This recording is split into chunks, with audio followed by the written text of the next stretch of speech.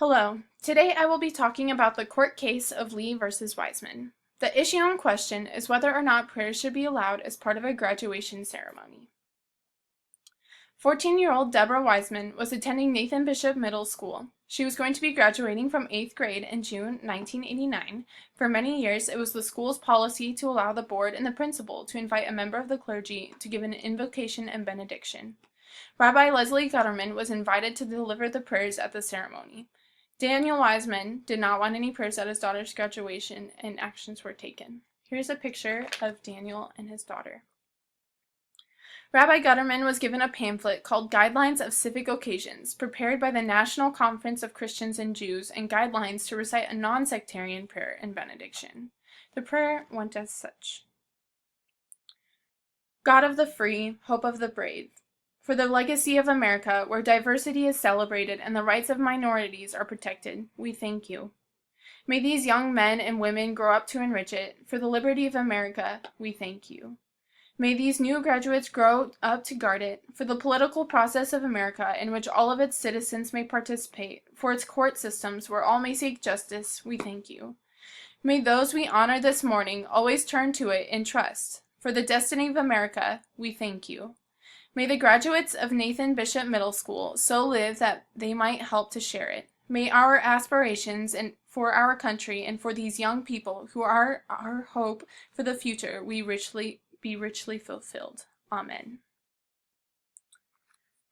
The question of this case is this: is including clerical members who offer prayer as part of a formal graduation ceremony consistent with the religion clauses of the First Amendment?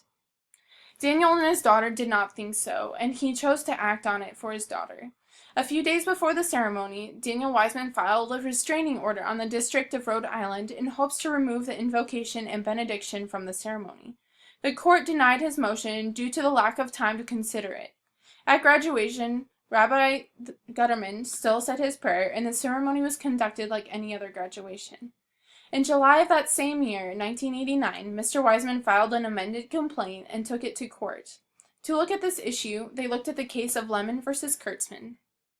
They applied the three-part test of the Establishment Clause, which is also known as the Lemon test. The Lemon test asks these questions. Does it reflect a clearly secular purpose? Does it have a primary effect that neither advances nor inhibits religion? And does it avoid excessive government entanglement in religion? The court determined that this violated the second of the three-part clause because the state is identified with religion. On November 6, 1992, the court ruled in a 5-4 decision that prayers at graduation ceremonies were unconstitutional because it creates a state-sponsored religious practice in a public school. The school is creating indirect coercion in religious practices despite non-sectarianism of the prayer. The Weismans took victory. Justice Scalia offered the dissent along with 3 other justices. He writes this, that we need to consider cultural heritage with an accommodationist view. He recommends that this ruling should not determine other instances as long as the administrators acknowledge and announce that not all have to join and participate. However, this does not take away the embarrassment for not participating in a prayer, if this is not their belief. Instead of prayers at graduation ceremonies, today's students have the choice to participate in a separate ceremony called baccalaureate. Baccalaureate is a student-initiated celebration where local ministers, leaders, students, or parents speak. They often include worship, music, devotions, and a farewell sending-off sermon. All students are invited, but not required to attend. It gives students a choice to participate without the coercion of religious practices during the ceremony.